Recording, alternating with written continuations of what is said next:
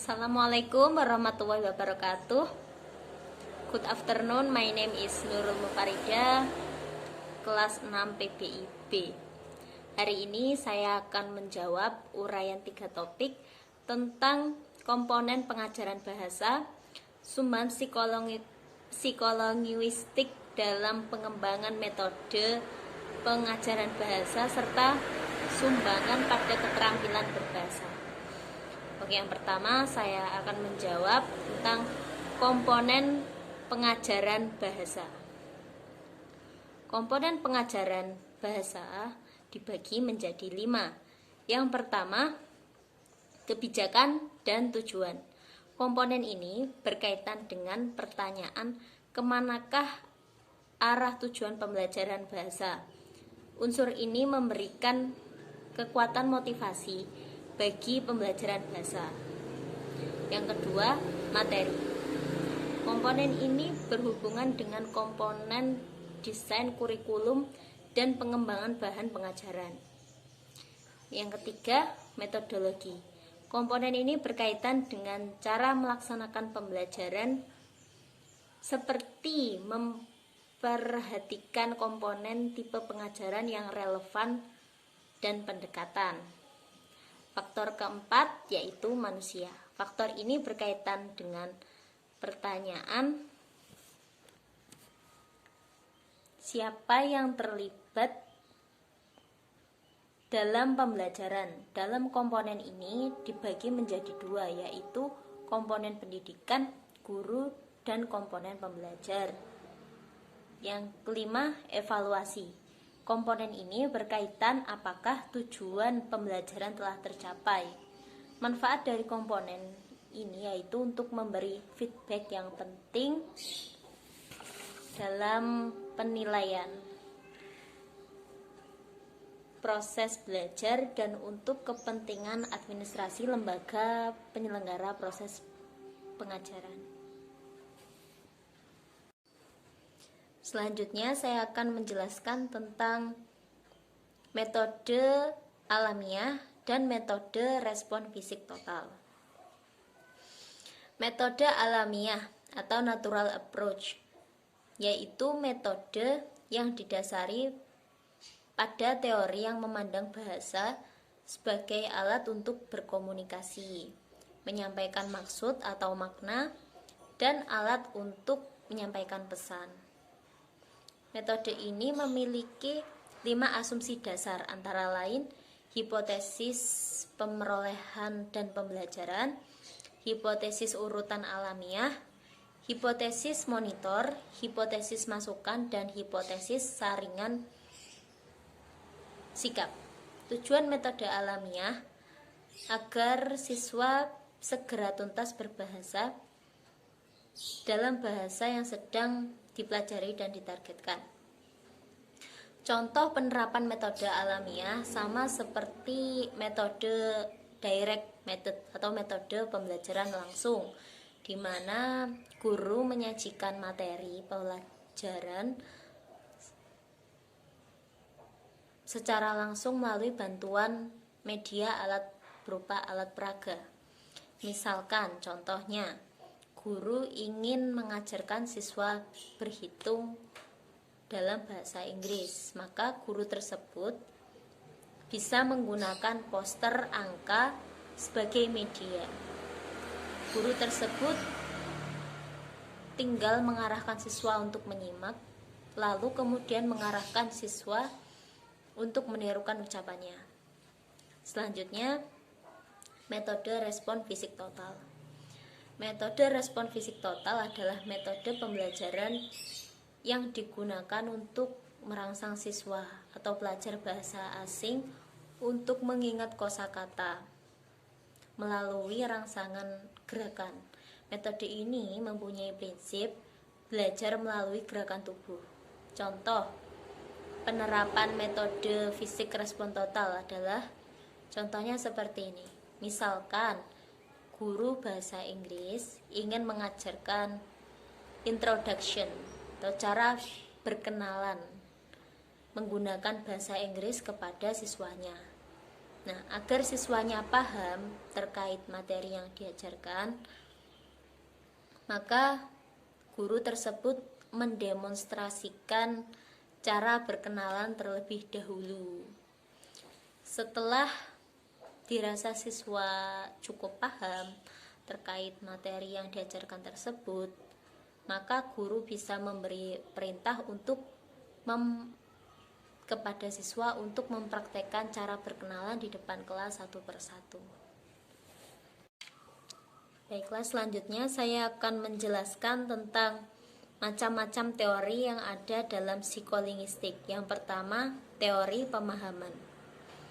Dalam teori pemahaman, ini dibagi menjadi dua pendekatan, yaitu pendekatan sintaktik dan pendekatan semantik. Pendekatan sintaktik yaitu teknik pemahaman yang didasarkan pada struktur kalimat.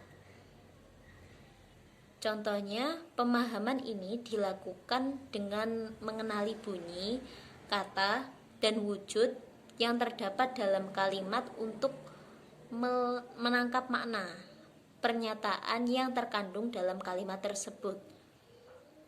Selanjutnya yaitu pendekatan semantik, yaitu teknik pemahaman yang dilakukan dengan memberikan penafsiran makna pernyataan kalimat yang diterimanya berdasarkan konteks, fakta, dan fungsi, baru kemudian mengidentifikasi bunyi, kata, dan konstituen yang mendukung penafsiran tersebut. Contohnya, dari pendekatan semantik ini, makna tidaklah memancar dari teks, melainkan diberikan oleh penyimak atau pembaca sesuai dengan skemata yang dimilikinya. Yang kedua, saya akan menjelaskan tentang teori mendengarkan selektif. Teori ini merupakan teori persepsi ujaran dari cocktail party phenomenon, di mana seseorang bicara kepada lawan bicaranya dalam situasi yang sangat ramai. Namun orang tersebut masih bisa memahami kalimat-kalimat yang digunakan oleh lawan bicaranya. Contohnya diibaratkan seperti dalam game tebak kata, di mana seorang pemain berusaha menyampaikan kata tersebut kepada anggota timnya atau pemain yang lain. Namun dalam permainan tersebut mengharuskan bahwa setiap pemain harus menggunakan earphone. Nah, agar anggota ini bisa menebak kata dengan benar, maka mereka harus bisa menyimak, mendengarkan dengan selektif, atau memperhatikan gerak bibir atau mimik dari si lawan bicaranya. Selanjutnya, teori selanjutnya yaitu teori produksi ujaran. Teori ini menyatakan bahwa produksi bahasa melibatkan dua aktivitas utama, yaitu proses perencanaan dan proses pelaksanaan. Contoh, misalkan seorang penutur terlebih dahulu merencanakan bagaimana dia bertutur untuk mempengaruhi mental pendengarnya. Teori yang keempat yaitu teori penyangkalan atau denial, merupakan bentuk pernyataan khusus. Bentuk teori ini dibagi menjadi dua, yaitu penyangkalan, membiarkan informasi lama dan menegaskan informasi baru, serta penyangkalan untuk menyatakan informasi tambahan untuk membatalkan informasi baru. Contohnya, bukan Budi yang mencuri mangga itu, melainkan Andi. Nah, dalam kalimat tersebut si penutur menjelaskan bahwa si pencuri itu Andi, bukan Budi. Itu contohnya dari teori penyangkalan. Yang kelima, teori ambiguitas. Teori ini dibagi menjadi dua, yaitu teori garden path dan teori many meanings. Teori garden path yaitu teori yang menyatakan bahwa manusia tidak menganggap suatu kalimat sebagai ambigu hanya karena ada satu penafsiran terhadapnya. Sedangkan teori many meanings yaitu teori yang menyatakan bahwa pendengar membuat dua atau lebih tafsiran yang berbeda untuk setiap kalimat ambigu dan segera memutuskan mana yang benar berdasarkan konteks.